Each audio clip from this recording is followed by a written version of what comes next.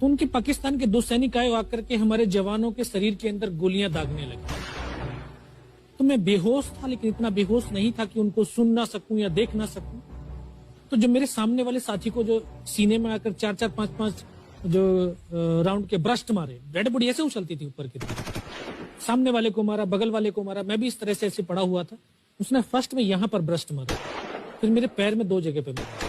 उसको मैं देख रहा हूं कि धुआं निकल रहा है, लेकिन उस गोली की पीड़ा को चुपचाप पड़ा सहता रहा और उनको यकीन हो गया कि इनमें से कोई जिंदा नहीं। फिर बहुत गालियां दी, बूट की ठोकरें मारी। फिर काफी देर के बाद में उनका जो कमांडर था उसने बोला कि इनके वेपन उठा लो और नीचे जो हिंदुस्तान का पोस्ट है उसके ऊपर दूसरे जो उनके साथी थे उनको सूचना दिया, उसके ऊपर हमला कर दो। फिर ये आवाज भी सुनी तो मुझे लगा कि यार आज तो मेरी पूरी टीम खत्म हो जाएगी।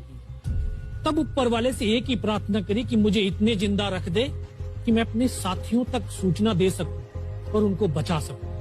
और ये सत्य है कि अगर निस्वार्थ भाव और सच्ची श्रद्धा से उस परम पिता परमेश्वर को याद करते हो तो शक्ति जरूर साथ देती है। दोबारा से उसके साथी आए, पाकिस्तान के सैनिक आए और हमारे जवानों के शरीर के अंदर गोलियां दागने लगे। उन्होंने फिर उसी रोटेशन से गोली मारी, फिर भी मेरी बाजू में, पैर में गोली मारी। और तब तक एक विश्वास भी मैंने पैदा कर लिया था कि अगर इसने सर और सीने में गोली नहीं मारी, चाहे मेरा हाथ पैर दोनों ही काट करके ले जाए, मैं उफ तक नहीं करूंगा और मैं जिंदा रहूंगा। मैं उस विश्वास की बदौलत आज आपके सम्मुख भी बैठा हूं। उसने आकर के दोबारा से गोली मारी, तो जब एक कदम आगे गया तो उसने राइफल मेरी सीने की तरफ तानी। तब मुझे लगा यार अब नहीं बचूंगा।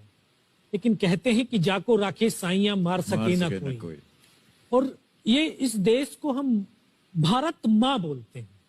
जब तो बच्चे थे एहसास नहीं था, आज पता चलता है इसको माँ क्यों बोलते हैं, क्योंकि ये भारत माँ जैसा दायित्व और कर्तव्य का निर्वाह भी करती है।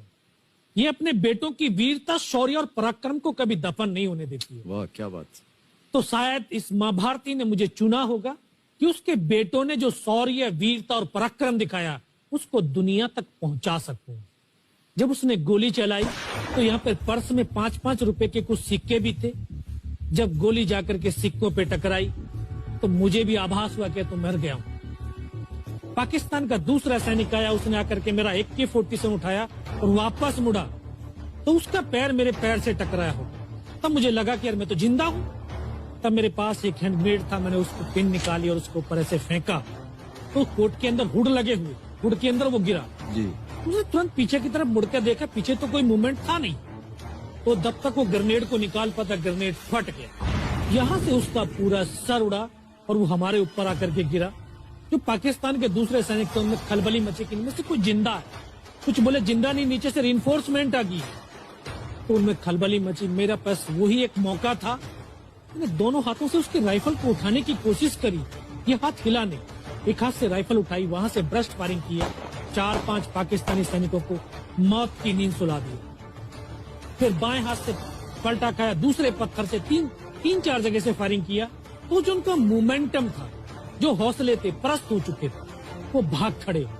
2-3 मीटर गया, जाके देखता हूँ सामने उनके लंगर चल रहे, उनका लिविंग टेंट बना हुआ, उनके जो हैवी वेपन का डिप्लॉयमेंट था वो सब कुछ वहां पे लगा हुआ। उस समय जहन के अंदर एक ही पागलपन था, अपने साथियों को बचाना।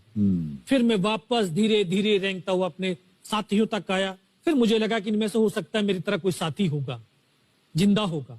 उनको देखा, किसी का सर फटा हुआ था, किसी के फेफड़े निकले हुए थे। बहुत देर बैठकर रोया भी, फिर अपने आप को संभाला। चारों तरफ बर्फ ही बर्फ, पहाड़ी पहाड़। यह भी पता नहीं कि हिंदुस्तान किधर है, पाकिस्तान किधर है। 2.5 साल की सर्विस, 19 साल की उम्र, न उम्र का तजुर्बा न सर्विस का अनुभव, जाऊं तो जाऊं कहां। तभी एक ऐसी शक्ति थी जो साथ दे रही थी। जब इसी शक्ति का आवाज हुआ, उसकी आवाज का आभास हुआ कि बेटा इस नाले से नीचे लुढ़क जा, मैं बहुत 500 मीटर लगभग नीचे रोल करता हुआ आया और अपने साथियों जो नहीं चढ़ पा रहे थे दुश्मन की भारी फायरिंग की वजह से, वहां तक पहुंचा। फिर उन्होंने मुझे पकड़ा, वो फर्स्ट एड दिया। फिर वहां से जो हमारे कमांडिंग ऑफिसर कर्नल कुशाचंद ठाकुर, फिर उनको सूचना दिया। तो ये लगभग 1:30-2 बजे का समय था। वहां से फिर कमांडिंग ऑफिसर तक मुझे ले जाया गया। फर्स्ट एड तो हुआ, लेकिन ब्लड इतना निकल चुका था कि दिखाई देना बिल्कुल बंद हो गया था। जब उनके पास पहुंचा तो उन्होंने बोला, बेटा मेरे को पहचानता मैं कौन हूं? बस अब आवाज सुनाई दे रही है। बोला, मैं तेरा commanding officer colonel Kushal Chand Thakur. मैं, जय हिंद साहब, बहुत तेज सर्दी लग रही है। तो उनका जो लिविंग टेंट था उसमें के अंदर लेटाया, 3-4 स्टॉप जलवाए, थोड़ी सी गर्मी महसूस हुई। मैं कहा, साहब थोड़ा सा पानी पिला दे। बोला, ठीक है पानी पिलाते हैं। तभी डॉक्टर साहब आ गए, उन्होंने ग्लूकोज की बोतल पिलाई, थोड़ी सी एनर्जी महसूस हुई। उन्होंने बोला, बेटा कुछ बता सकता हूं? मैं कहा, सब बता सकते हैं। तो उनको बताया कि सर ऊपर ये घटनाक्रम हुआ है और ये वहां की इंफॉर्मेशन है। तो लास्ट में उन्होंने बोला कि बेटा जवान की रिक्वायरमेंट क्या है? मैं कहा, साहब जवान की रिक्वायरमेंट अम्निशन और फील्ड पट्टी की है। बोला, खाने के लिए नहीं चाहिए? सर भूख नहीं लगती। बस इतना कहते कहते तभी डॉक्टर ने कौन सा इंजेक्शन लगाया, फिर मुझे पता नहीं कहां पर हूं। फिर होश आया 3 दिन बाद, देखा ऊपर पंखा चल रहा है, पता चला कि 92 बेस हॉस्पिटल श्रीनगर, और वहीं से मुझे बेस हॉस्पिटल दिल्ली रेफर कर दिया और 16 महीने तक उस हॉस्पिटल में मैं रहा। 16 महीने तक आपका इलाज चलता रहा? जी। और वहीं पर हॉस्पिटल में ही मुझे पता चला कि 15 अगस्त 1999 को जब ये परमवीर चक्र का जो अनाउंसमेंट हुआ, तो वो वहां पर ही मुझे पता चला। या सर।